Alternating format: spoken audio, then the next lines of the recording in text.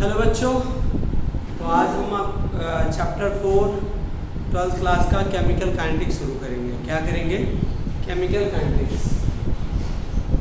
Chemical kinetics वैसे है क्या? केमिकल काइनेटिक्स, केमिकल काइनेटिक्स है क्या? तो the branch of chemistry which deals with the study of rate of reaction, rate of chemical reaction, factor affecting rate of reaction and mechanism of reaction is known as chemical kinetics। फिर से repeat करते हैं, chemical kinetics है क्या? आपने 11th में 2 chapter पढ़े थे, एक थर्मोडायनेमिक्स और दूसरा क्या था? दूसरा इक्विलिब्रियम। दूसरा क्या था? इक्विलिब्रियम। तो थर्मोडायनेमिक्स में आपने एक पैरामीटर मिला था आपको, डेल्टा जी। डेल्टा जी से आप क्या बता सकते हैं? फिजिबिलिटी ऑफ रिएक्शन, मतलब रिएक्शन फिजिबल है या नहीं। ठीक है, डेल्टा जी से क्या बता सकते हैं? Feasibility of reaction. ठीक है, और सुनो, और इक्विलिब्रियम वाले में आपने इक्विलिब्रियम कांस्टेंट निकाला था, इससे बता सकते हैं डायरेक्शन ऑफ रिएक्शन। तो केमिकल काइनेटिक्स में जनरली हम स्पीड ऑफ रिएक्शन की बात करते हैं। क्या करते हैं? Speed of reaction. अगर हम स्पीड ऑफ रिएक्शन की के बिहाफ पर बात करें, रेट कितने रिएक्शन कितने टाइप्स होती है? 3 टाइप्स होंगे। फास्ट रिएक्शन, कौन सा reaction? Fast reaction. Fast reaction क्या होता है? The reaction which is completed in millisecond, which is completed in millisecond called fast reaction। जैसे all example है, all ionic reaction fast reaction, all ionic reaction is fast reaction। सभी आयनिक reaction क्या होती है? Fast reaction होती है। समझ आएगी बात? ध्यान रखना। जैसे मैं आपको एग्जांपल दे दूँ, NaOH प्लस HCl गिव्स क्या होगा? NaCl plus H2O। आपने ये भी देखा होगा इसका, जैसे PbCl2 है प्लस 2Ki, तो क्या देगा? PbI2 plus 2KCl। ये येलो पीपीटी बनता है। क्या बनता है? येलो पीपीटी बनता है। लेड आयोडाइड का। किसका? Lead iodide. ठीक है, समझ आएगी नहीं है? तो आपने देखा होगा प्रैक्टिकल करते हुए, इसमें जैसे ही डालोगे वैसे येलो पीपीटी आ जाएगा। तो रिएक्शन मिली सेकेंड्स में होती है, इसलिए इसे क्या बोलते हैं? Fast reaction. तो क्या इसे हम लैब में परफॉर्म कर सकते हैं? नहीं। इसके रेट को मेजर कर सकते हैं? नहीं। हम फास्ट रिएक्शन के रेट को जनरली मेजर नहीं कर सकते। अब उसके बाद है बच्चों आपका मॉडरेट रिएक्शन। कौन सी रिएक्शन है? Moderate reaction. ठीक है ना? मॉडरेट रिएक्शन क्या होती है? The reaction which is completed, the reaction which is completed in minutes, minutes, जैसे 5 to 10 मिनट्स, उसे क्या बोलते हैं? Moderate reaction. जैसे एग्जांपल करें हम, मिनट्स, फ्यू मिनट्स, कुछ ही मिनट में, कुछ ही मिनटों में जो कंप्लीट हो जाती है। तो फॉर एग्जांपल जैसे हाइड्रोलाइसिस ऑफ सुक्रोज। क्या है? Hydrolysis of sucrose. सुक्रोज की क्या करें? हाइड्रोलाइसिस करें। For example C12H2211 plus H2O plus क्या होगा? H2O। तो क्या देगा आपका? C6H12O6 plus C6H12O6। इसे बोलते हैं ग्लूकोज, इसे क्या बोलते हैं? फ्रक्टोज। ठीक है ना? ये आपकी क्या है? Moderate reaction. कौन सी रिएक्शन है? मॉडरेट। और हाइड्रोलाइसिस ईस्टर ऑफ क्या है? Example of moderate reaction. तो बच्चों केमिकल काइनेटिक्स क्या है? The branch of chemistry which deals with the study of क्या, which deal with the study of rate of reaction, factor affecting rate of reaction and factor affecting rate of reaction and mechanism of reaction is known as chemical kinetics. इसमें हम speed को पता करते हैं, rate को, तो हम moderate reaction के रेट को डिटरमाइन कर सकते हैं क्योंकि मिनट्स में होती है और मिनट्स में जो फिजिकल कंडीशन होती है वो चेंज नहीं होती, जैसे टेम्परेचर वगैरह, ठीक है ना। नेक्स्ट थर्ड इज द बेटा स्लो रिएक्शन। स्लो रिएक्शन क्या होगी? The reaction which is completed in years, days, hours is known as slow reaction. लिख रहा मैं लिख नहीं रहा हूँ क्योंकि आपको आइडिया हो गया ना कैसे डेफिनेशन लिखेंगे। The reaction in which rate express in the reaction which is completed in years, hours, month, days, call क्या होगा? ठीक है ना, स्लो रिएक्शन। एग्जाम्पल देखिए, कार्डलिंग ऑफ मिल्क या और में आवर्स में रिएक्शन होने वाली है। दूसरा एग्जांपल रस्टिंग ऑफ आयरन, ये भी रिएक्शन है, क्या कर सकते हैं, टाइम लगता है, तो वो हो सकता है फिजिकल कंडीशन, टेम्परेचर वगैरह बच्चों चेंज हो जाए, तो लिखना क्या है, ठीक है ना। तो इसका भी नहीं मेजर करते। तो जनरली रेट ऑफ रिएक्शन इसका मेजर करते हैं जो मॉडरेट रिएक्शन क्या होती है, जो मॉडरेट रिएक्शन होती है, ठीक है ना, या जो स्लो रिएक्शन होती है। स्लो बहुत ज़्यादा स्लो नहीं, आइग्रेबास में उनके रेट ऑफ रिएक्शन को आप क्या कर सकते हैं, डिटरमाइन कर सकते हैं, ठीक है ना। जैसे एज, ट्री के एज वगैरह डिटरमाइन करते हैं ट्रीज के, तो किस मेथड से करते हैं, इसी मेथड से करते हैं। अब सबसे पहले हम बात करें रेट ऑफ रिएक्शन। क्या बेटा? रेट ऑफ रिएक्शन, ठीक है ना। क्या है? रेट ऑफ रिएक्शन, ठीक है ना। रेट ऑफ रिएक्शन क्या होता है बताएंगे, ठीक है ना। इसको हम एवरेज रेट ऑफ रिएक्शन बोलते हैं। इसकी डेफिनेशन एग्जाम में पूछी जाती है, एवरेज रेट ऑफ रिएक्शन,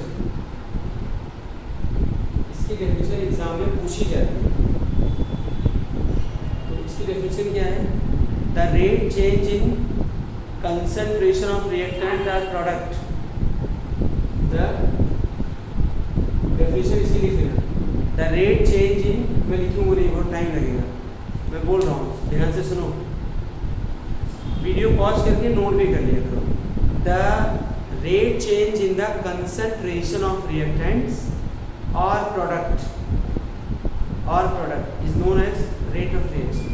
या ऐसे कर सकते हो, the change in concentration of reactant और product in per unit time, दोनों में से कुछ भी बोलो, क्या होगा जरा बताइए। रेट ऑफ रिएक्शन क्या होगा?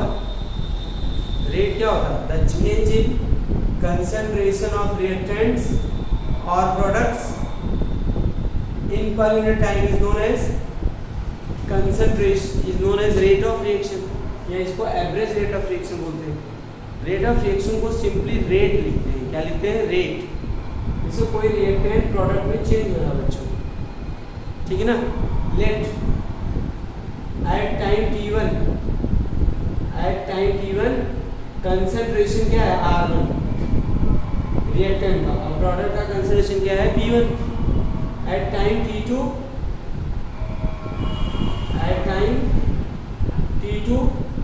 Concentration of reactant become R2, change हो जाएगा ना, because few reactant change into product R2 and it become क्या हो जाएगा? P2। ये क्या हो जाएगा? P2। तो मैं एक चीज बताना चाहूँगा, change in concentration of reactant, change कैसे निकालना?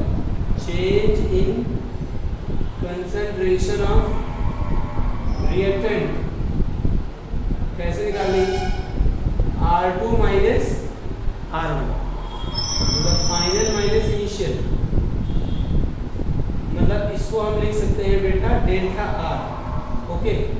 और change in concentration of product, change in concentration of product, तो क्या लिखेंगे P2 माइनस P1, ये क्या होगा डेल्टा P। जैसा कि मैंने आपको बताया रेट क्या होगा, rate of reaction, change in concentration of reactant upon time taken, ये कितने टाइम में हो रहा है डेल्टा T, इक्वल टू किसके हो जाएगा delta P upon delta T, delta P upon क्या हो जाएगा डेल्टा T, ठीक है ना। अब यहाँ पे देखिए ये मैंने क्या बोला, the change in concentration of reactant और प्रोडक्ट, चाहे प्रोडक्ट के टर्म में या किसके टर्म में, रिएक्टेंट के टर्म में आप लिखेंगे तो वो क्या आ जाएगा आपका रेट ऑफ रिएक्शन हो जाएगा, क्या हो जाएगा इन पर टाइम। आप इसकी जगह एक फार्मूला लिख सकते हो, ये वाला रेट इक्वल टू क्या होगा change in concentration of reactant और प्रोडक्ट अपॉन क्या होगा टाइम टेकन, अपॉन क्या हो जाएगा टाइम टेकन, इसी को हम क्या बोलते हैं रेट ऑफ रिएक्शन बोलते हैं, क्या बोलते हैं रेट ऑफ रिएक्शन बोलते हैं, ध्यान रखिएगा, ठीक है ना। Change in concentration of reactant और प्रोडक्ट अपॉन क्या होगा टाइम टेकन। अब यहाँ सुनिए जरा ध्यान से, ठीक है ना। यहाँ पे देखो नेगेटिव साइन लगा है, यहाँ पे नहीं लगाया, तो पहला पॉइंट है नेगेटिव साइन, ध्यान रखिएगा, नेगेटिव साइन इंडिकेट्स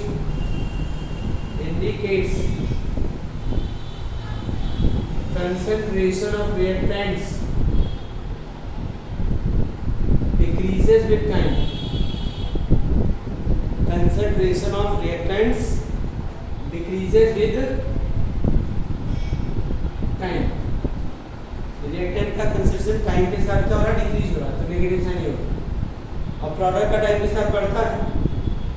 तो और एक चीज देखिए, अगर नेगेटिव नहीं लेंगे तो रेट ऑफ रिएक्शन क्या हो जाएगा नेगेटिव हो जाएगा, rate of reaction always positive, rate of reaction always positive, rate of reaction हमेशा पॉजिटिव होता है, क्यों, क्योंकि जो चेंज आएगा ना वो नेगेटिव आएगा, और ये नेगेटिव क्या हो जाएगा मल्टीप्लाई हो जाएगा, तो क्या हो जाएगा पॉजिटिव।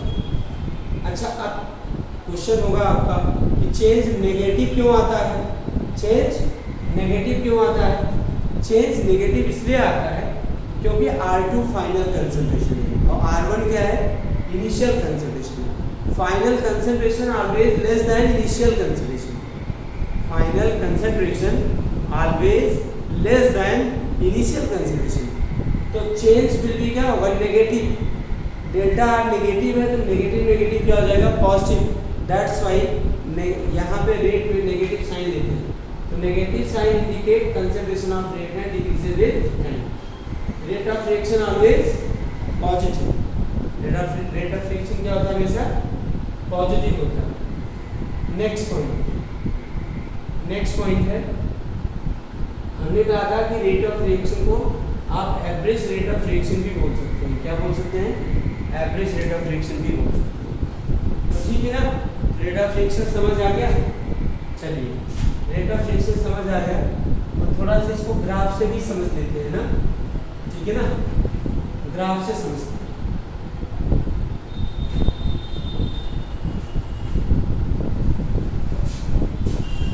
इसे समझते हैं, ग्राफ से समझ लेते हैं इसको, ठीक है ना। ग्राफ में देखिए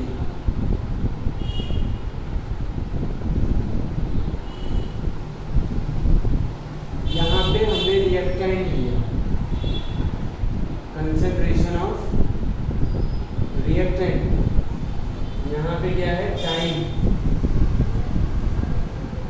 टाइम टी लिया, कंसंट्रेशन ऑफ रिएक्टेंट क्या लिया आर और टाइम टी लिया। टाइम के साथ रिएक्टेंट का कंसंट्रेशन क्या होता है,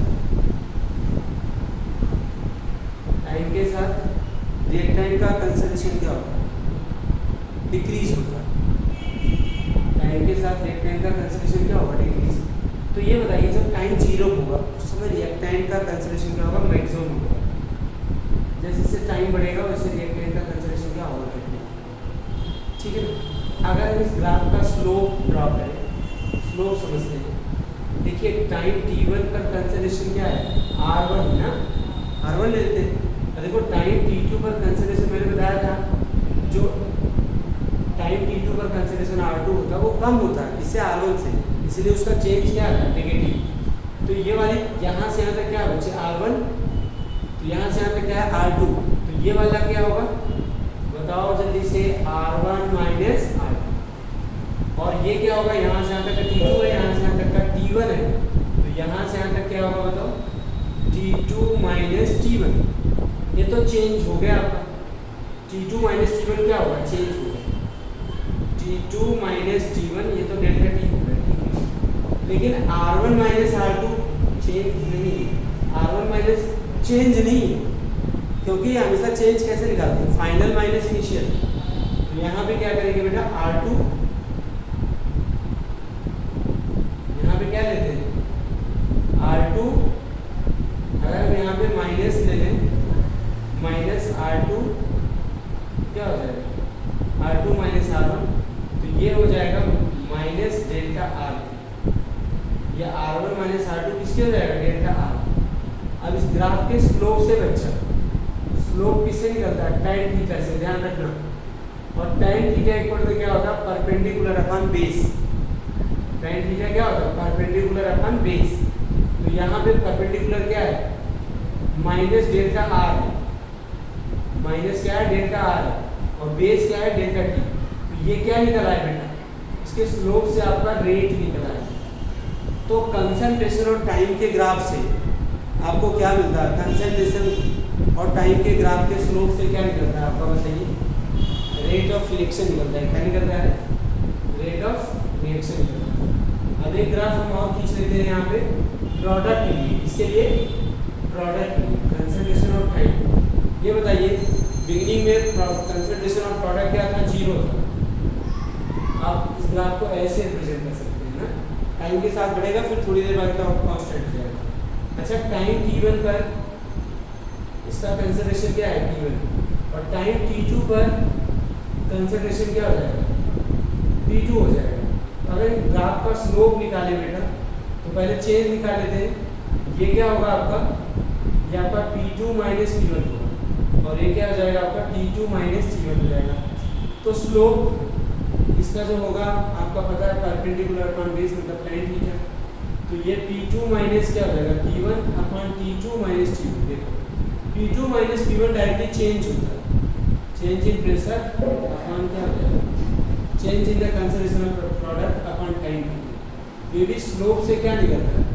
तो कंसंट्रेशन ऑफ प्रोडक्ट और टाइम के बीच में ग्राफ प्लॉट करें तो जो स्लोप होता है वो क्या बताता है आपका, रेट ऑफ रिएक्शन होता है। क्या बताता है, रेट ऑफ रिएक्शन। तो यहाँ पे बच्चों सुनो, यहाँ पे रेट ये निकला है, यहाँ पे रेट ये निकला है। अच्छा अब आपको बताते हैं, ग्राफ जो है बना लेना आप, ठीक है ना, रोक करके भी बना लेना, जो समझ नहीं आएगा आप मैसेज करना।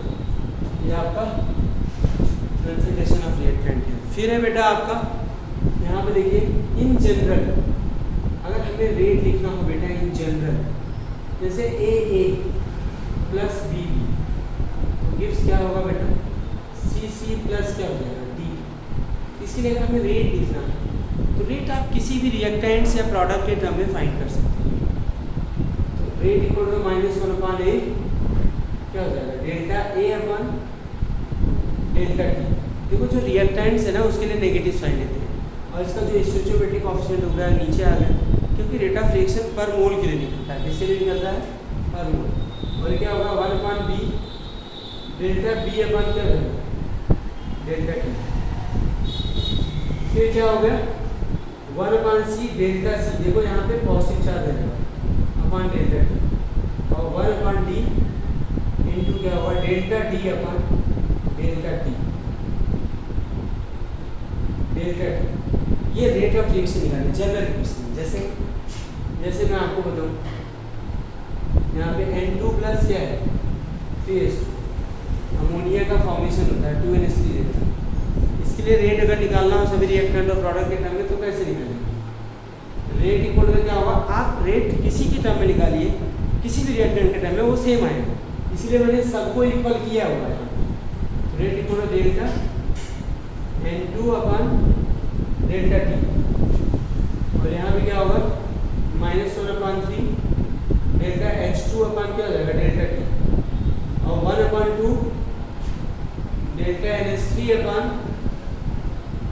डेल्टा T, डेल्टा NH3 अपन क्या हो जाएगा डेल्टा T, माइनस माइनस होता है, ठीक है ना। ये रेट ऑफ रिएक्शन होता है, क्लियर हो, ठीक है ना, आइए बस। अच्छा, unit of rate of reaction, unit of rate of reaction देखिए दो निकालते हैं। जब रिएक्शन सोल्यूशन में हो रही हो तो सोल्यूशन के टर्म में निकालते हैं, और जब गैसियस में हो रही है तो गैस के टर्म में निकालते हैं। ये देखना in terms of solution, solution में क्या होगा, तो फार्मूला मैंने आपको बताया, रेट इक्वल टू क्या होता है change in concentration of reactant, बोला था ना, कंसंट्रेशन ऑफ रिएक्टेंट और प्रोडक्ट अपन क्या होगा टाइम टेकन ना, यही तो है फॉर्मूला। ये बताइए आपने सोल्यूशन पढ़ा था, कंसंट्रेशन की यूनिट क्या है मोल पर लीटर, ये क्या हो जाएगा मोल लीटर इनवर्स, और टाइम की यूनिट सेकंड, हो सकता है मिनट भी यूज कर सकते हो आप, लीटर भी यूज कर सकते हो, ठीक है ना। अच्छा, दूसरा बेटा इन गैसियस फेज, इसमें in gaseous phase, gaseous phase में निकालना है, गैसियस फेज में अगर निकालना तो रेट इक्वल टू क्या होगा प्रेशर, जो भी चेंज होगा प्रेशर ऑफ रिएक्टेंट और प्रोडक्ट, रिएक्टेंट और प्रोडक्ट अपन क्या हो जाएगा टाइम टेकन, अपन क्या हो जाएगा time taken, pressure of reactant या प्रोडक्ट अपन क्या हो जाएगा टाइम टेकन।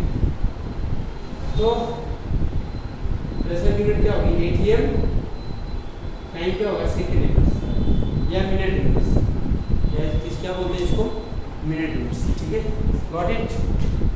तो प्लीज़ वीडियो को देखना, एक पार्ट हो गया, इसको लाइक सब्सक्राइब और शेयर जरूर करें, ठीक है ना। Thank you.